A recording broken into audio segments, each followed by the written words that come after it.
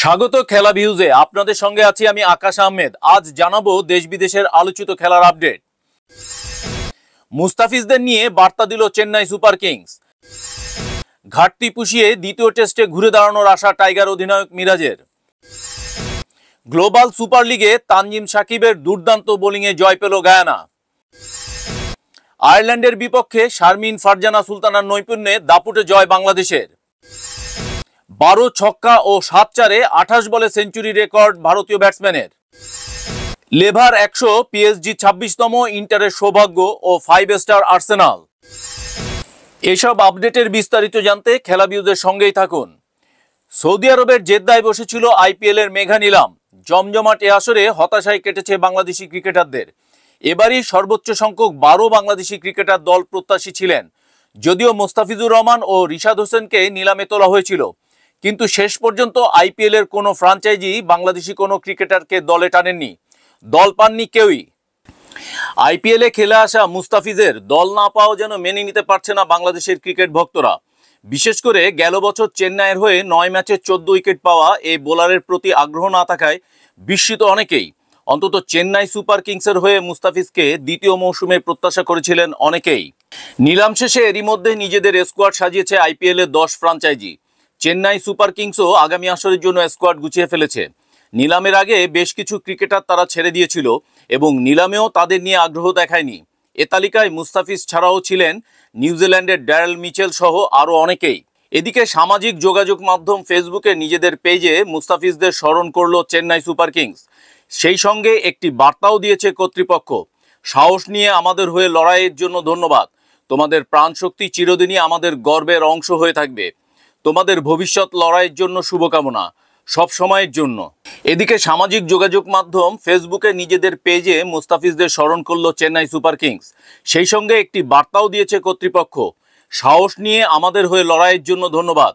তোমাদের প্রাণশক্তি চিরদিনই আমাদের গর্বের অংশ হয়ে থাকবে। তোমাদের ভবিষ্যৎ লড়াইয়ের জন্য শুভকামনা, সব সময়ের জন্য। সানরাইজার্স হায়দ্রাবাদ দিয়ে মুস্তাফিজুর রহমানের আইপিএল এ যাত্রা। এরপর মুম্বাই হয়ে গেছেন রাজস্থান রয়্যালসে। সেখান থেকে দিল্লির দরবার ঘুরে সর্বশেষ আসরে চেন্নাই ভিড়েছিলেন এই পেসার। তবে মেগা নিলামের আগে তাকে ছেড়ে দেয় মহেন্দ্র সিং ধোনির দল। মেগা নিলামে এই বাহাতি পেসারের প্রতি আগ্রহ দেখায়নি চেন্নাই সহ কোনো ফ্রাঞ্চাইজি। ম্যাচ হারের ধরনগুলো একই রকম। বোলিংয়ে মাথা তুলে দাঁড়ানোর মতো অবস্থা, ব্যাটিংয়ে লেজে গোবরে। তাতে পাল্টায় না ফলাফল। শেষ 5 টেস্টে বাংলাদেশের পারফরমেন্স এক, ফলাফলও এক। ভারতের মাটিতে প্রচণ্ড বাজেভাবে ম্যাচ হার। এরপর ঘরের মাঠে দক্ষিণ আফ্রিকার বিপক্ষে বিব্রতকর পারফরমেন্স। এবার উপমহাদেশের বাইরে ক্যারিবিয়ান দ্বীপপুঞ্জ অ্যান্টিগাতেও একই হাল। অথচ এই ম্যাচে বোলাররা যে সাফল্যের সম্ভাবনার সূর্য উদয় করিয়েছিলেন, ব্যাটসম্যানরা স্রেফ তা ডুবিয়ে দিয়েছেন। অধিনায়ক হিসাবে দায়িত্ব পালন করা মেহেদী হাসান মিরাজও বললেন একই কথা। আমার মনে হয় আমরা ভালো বোলিং করেছি। তাসকিন 6 উইকেট নিয়েছে, তবে 7 উইকেট পড়ার পর ওরা ভালো একটি জুটি গড়ে, 140 রানের জুটি। আমার মনে হয় ম্যাচ ওখানেই বেরিয়ে গেছে, ম্যাচ শেষে বলেছেন মিরাজ। বাংলাদেশের 2 ইনিংসের ব্যাটিংই ছিল বাজে। ওয়েস্ট ইন্ডিজের 450 রানের জবাবে বাংলাদেশ ফলোয়ান এড়িয়ে 9 উইকেটে 269 রানে ইনিংস ডিক্লেয়ার করে। এরপর বোলিংয়ে নেমে ওয়েস্ট ইন্ডিজকে গুড়িয়ে দেয় মাত্র 152 রানে। তাসকিন একাই পান 6 উইকেট, তাতে 334 রানের লক্ষ্য পায়। হাতে 4 সেশন নিয়ে এই রান তাড়া করে জয় পাওয়া অস্বাভাবিক ছিল না, কিন্তু ব্যাটিংয়ে স্বাভাবিক অবস্থায় না থাকা বাংলাদেশ 132 রানে গুটিয়ে 201 রানের বিশাল পরাজয়কে সঙ্গী করে। বাংলাদেশের 2 ইনিংসের ব্যাটিংই ছিল বাজে। ওয়েস্ট ইন্ডিজের 450 রানের জবাবে বাংলাদেশ ফলোয়ান এড়িয়ে 9 উইকেটে 269 রানে ইনিংস ডিক্লেয়ার করে। এরপর বোলিংয়ে নেমে ওয়েস্ট ইন্ডিজকে গুড়িয়ে দেয় মাত্র 152 রানে। তাসকিন একাই পান 6 উইকেট, তাতে 334 রানের লক্ষ্য পায়। হাতে 4 সেশন নিয়ে এই রান তাড়া করে জয় পাওয়া অস্বাভাবিক ছিল না, কিন্তু ব্যাটিংয়ে স্বাভাবিক অবস্থায় না থাকা বাংলাদেশ 132 রানে গুটিয়ে 201 রানের বিশাল পরাজয়কে সঙ্গী করে। ব্যাটসম্যানদের ধারাবাহিক ব্যর্থতার কোনো কারণ খুঁজে পাচ্ছেন না মিরাজ। পুরোটাই ক্রিকেটের চক্র, এমনটাই ব্যাখ্যা দিলেন। সত্যি বলতে এই ম্যাচে আমরা ভালো ব্যাটিং করতে পারিনি, কিছু ভুল আমরা করেছি, এরকম হতে পারে ক্রিকেটে। বাংলাদেশের পরের টেস্ট জামাইকায়, শুরু হবে শনিবার। পরম্পরা ধরে রেখে মিরাজ অতীতের অধিনায়কদের মতোই আসার কথা শুনিয়েছেন। আমরা পরের ম্যাচে শক্তভাবে ফিরতে চাই। আমরা জানি কি ভুল করেছি এবং আমাদের শক্ত হয়ে ফেরা প্রয়োজন। নিজেদের মধ্যে আমরা কথা বলবো। এই ম্যাচে আমাদের ঘাটতির কিছু জায়গা ছিল, কোনো ইনিংসেই ভালো ব্যাট করতে পারিনি আমরা। কথা বলতে হবে যে কিভাবে ভালো করতে পারি আমরা।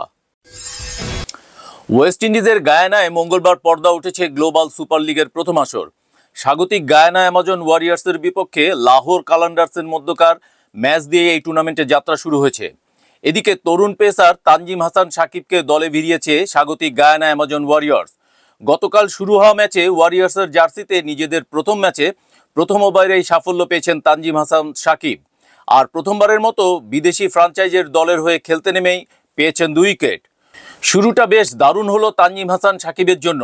তার এমন দুর্দান্ত স্পেলের দিনে জয় পেয়েছে গায়ানা অ্যামাজন। পাকিস্তান সুপার লিগের দল লাহোর কালান্দার্সকে 6 উইকেটে হারিয়েছে দলটি। এদিন 20 রান খরচায় 2 উইকেট নেন গায়ানার বাংলাদেশি পেসার তানজিমের পাশাপাশি গায়ানার হয়ে বল হাতে সাফল্য পেয়েছেন ডোয়াইন প্রিটোরিয়াস ও হাসান খান। 21 রান খরচায় 4 উইকেট নেন প্রিটোরিয়াস, 31 রান খরচায় 2 উইকেট নেন হাসান খান। তাদের দুর্দান্ত বোলিংয়ে 19.2 ওভারে 125 রানে অল আউট হয় লাহোর কালান্দার্সের বিপক্ষে ইনিংসের দ্বিতীয় ওভারে বল হাতে তুলে নেন তানজিম। প্রথম বলে 4 হজম করেন তিনি। 2 বল ডট দিয়ে চতুর্থ বলে তানজিম পান উইকেটের দেখা। দারুণ এক ডেলিভারিতে মির্জা বাইককে লেগ বিফোর উইকেটের ফাঁদে ফেলেন তিনি। সেই ওভারে আর কোনো রানই হজম করতে হয়নি তানজিম সাকিবকে। পরের ওভারে তানজিম সাকিবের প্রথম 2 বলেই 4 হাঁকান অ্যাডাম রসিংটন। এরপর অবশ্য আর কোনো রান দেননি এই পেসার। ইনিংসের 12তম ওভারে আবারও আক্রমণে আসেন তানজিম। এই ওভারে 6 রান হজম করেন তিনি। এরপর শেষ ওভারে আসেন তানজিম সাকিব, মাত্র 2 বল করার সুযোগ পান। প্রথম বলে 2 রান নেওয়ার পর দ্বিতীয় বলে রস্টন চেসকে ক্যাচ দিয়ে ফেরেন সালমান মির্জা। লাহোরের হয়ে 45 বলে 48 রান করেন টম অ্যাবেল। লক্ষ্য তাড়া করতে নেমে 17.5 ওভারেই খেলা শেষ করে গায়ানা। 43 বলে 45 রানে অপরাজিত থাকেন দলটির উইকেট রক্ষক ব্যাটার শাই হোপ।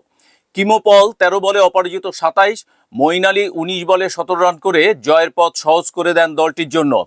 লাহোরের হয়ে 2টি করে উইকেট নেন সালমান ও আসিফ আফ্রিদি। শারমিন আক্তার ও ফারজানা হক পিঙ্কির জোড়া 50 আর অফ স্পিনার সুলতানা খাতুনের বোলিং নৈপুণ্যে আয়ারল্যান্ডের বিপক্ষে 154 রানের রেকর্ড ব্যবধানে জয় পেয়েছে বাংলাদেশি নারী দল। ওয়ানডে ক্রিকেটের ইতিহাসে এটাই বাংলাদেশ নারী দলের সর্বোচ্চ রানের ব্যবধানের জয় রেকর্ড। বুধবার মিরপুর শেরেবাংলা জাতীয় ক্রিকেট স্টেডিয়ামে টস জিতে প্রথমে ব্যাট করে 50 ওভারে 4 উইকেট হারিয়ে 252 রান করে বাংলাদেশ নারী দল। দলের হয়ে শারমিন আক্তার 41 বলে 50 পূর্ণ করেন। বাংলাদেশের হয়ে এটি দ্রুততম 50।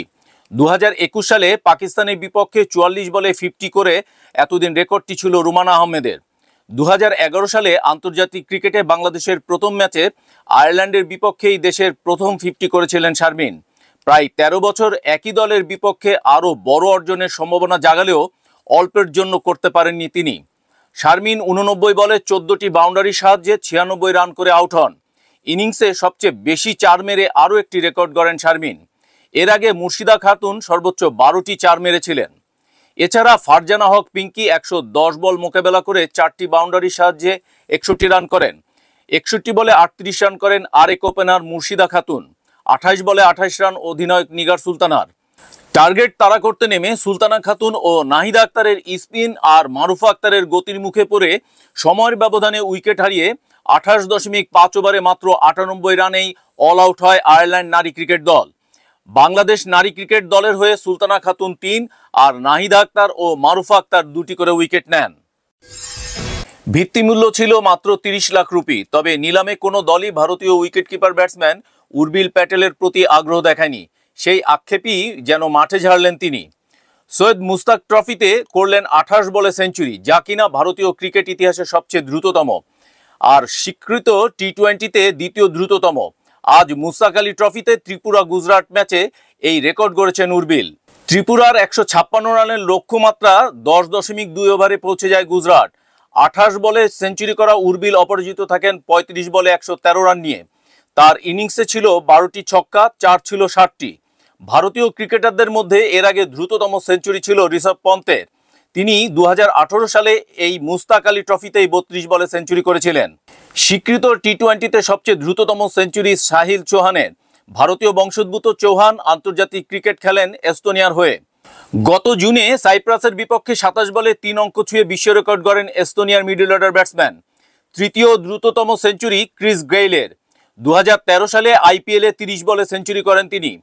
মজার ব্যাপার হলো গত বছর 27 নভেম্বরও সেঞ্চুরি করেছিলেন উর্বিল। গুজরাটের হয়ে বিজয় হাজারে ট্রফিতে 41 বলে করেন সেঞ্চুরি, যেটি ছিল লিস্টে ক্রিকেটে ভারতীয় দ্বিতীয় দ্রুততম সেঞ্চুরি। 40 বলে সেঞ্চুরি করে রেকর্ডটির মালিক ছিলেন ইউসুফ পাঠান। ঠিক 1 বছর পর উর্বিল আবারও সেঞ্চুরি করলেন। অপেক্ষা ছিল আর একটি গোলের।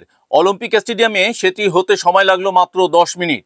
পেনাল্টি থেকে গোল করেই চ্যাম্পিয়ন্স লিগে গোলদাতাদের সবচেয়ে অভিজাত ক্লাবে নাম লেখালেন রবার্ট লেভানদস্কি। সেই তালিকায় আগেই ছিলেন এক পর্তুগিজ মহানায়ক, এক আর্জেন্টাইন কিংবদন্তি। এবার যোগ হলেন পোলিশ কিংবদন্তি লেভানদস্কি। কোন ক্লাব তা এতক্ষণে বুঝে ফেলার কথা। চ্যাম্পিয়ন্স লিগে অন্তত 100 গোলদাতাদের ক্লাব। ক্রিস্টিয়ানো রোনালদো ও লিওনেল মেসিদের সেই ক্লাবে গতকাল রাতে নবতম সংযোজন হলেন লেভা। সংযোজিত হয়েই লেভা অবশ্য থেমে থাকেননি, এক ধাপ এগিয়েছেন। ম্যাচের দ্বিতীয়ার্ধে যোগ করা সময়ের 2য় মিনিটে করেছেন আরও একটি গোল। স্যান্ডউইচের মাঝের অংশের খাবারের মতো লেভার 2টি গোলের মধ্যে 66 মিনিটে গোল করেন দানি ওলমো। বার্সেলোনা ও ফরাসি ক্লাব ব্রেস্তের বিপক্ষে তুলে নিয়েছে 3-0 গোলের জয়। এ জয়ে 5 ম্যাচে মোট 12 পয়েন্ট নিয়ে 36 দলে চ্যাম্পিয়ন্স লিগ টেবিলের 2-এ উঠে এলো বার্সা। জয়ের পর মুভিস্টার প্লাসকে লেভা বলেছেন, খুব খুব খুশি লাগছে। চ্যাম্পিয়ন্স লিগে 101 গোল দারুণ একটি সংখ্যা। আমরা সব ম্যাচ জিততে চাই। দলকে সাহায্য করতে যদি গোল করতে পারি খুব ভালো। আমরা মৌসুমের শেষ পর্যন্ত সব ম্যাচ জিততে চাই। চ্যাম্পিয়ন্স লিগের ইতিহাসে 187 ম্যাচে সর্বোচ্চ 141 গোল রোনালদোর, 163 ম্যাচে 129 গোল নিয়ে 2-এ মেসি, 125 ম্যাচে 101 গোল নিয়ে 3-এ লেভানদস্কি। এই ছিল এখনকার মতো। খেলার আরও আপডেট জানতে চোখ রাখুন অফ স্পোর্টসের ফেসবুক পেজে এবং সাবস্ক্রাইব করুন অফ স্পোর্টসের ইউটিউব চ্যানেলে। অফ স্পোর্টসের সাথেই থাকুন।